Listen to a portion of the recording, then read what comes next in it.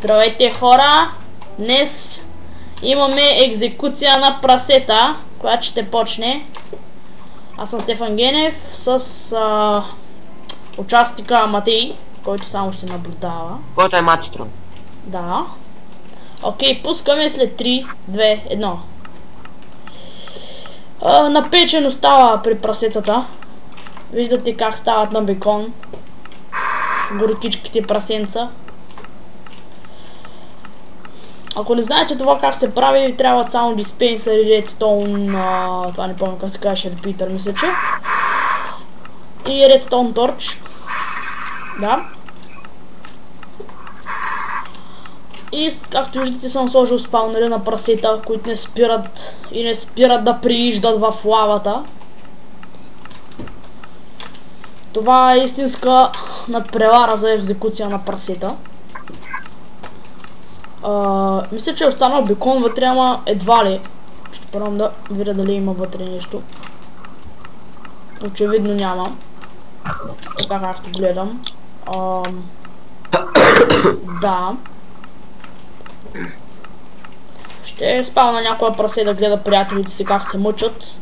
Това е мъчителна борба все пак. Отивай при тях. Отивай при тях. Отивай при тях. Отивай при тях. Окей. Да сложим тук няколко прасета да гледат своите приятели. Ако мръднете, ще ви изтрепя прасенца. О, ти мръдна. Трепваната. И това е екзекуцията на прасета, дами и господа. След малко ще трябва да спирам клипа, защото това ще продължи безкрайно. Едва ли ви се гледа само това. Но все пак искам само да видите как се мъчат горките прасенца.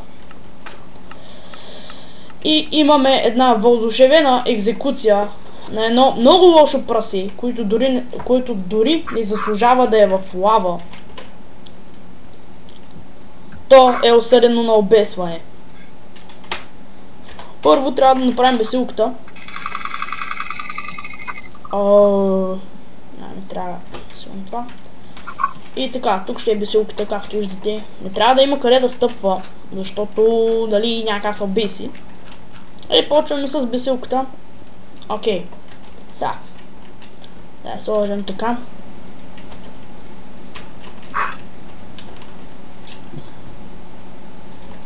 Така.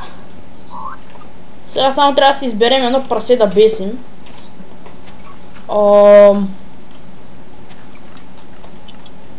Я да видим.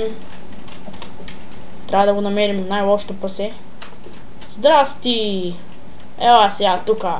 Имаш подарък. Ваучер за обесване. Окей, сега само трябва да гледаме как се мъчи прасето. Ако не ви се гледа, просто ще гледам как се мъчат неговите приятели. Но изглежда, че тук май има къде да стъпи, така че малко ще трябва да го махна това. Ще му подпомогна. Искате, ако искате, мога го спася.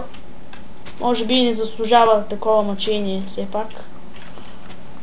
Не знам дали ще издържа на напрежението горкото. Окей, очевидно издържа. Горкичкото прасе. О! Не издържа на напрежението, дами и господа. Прасето умря.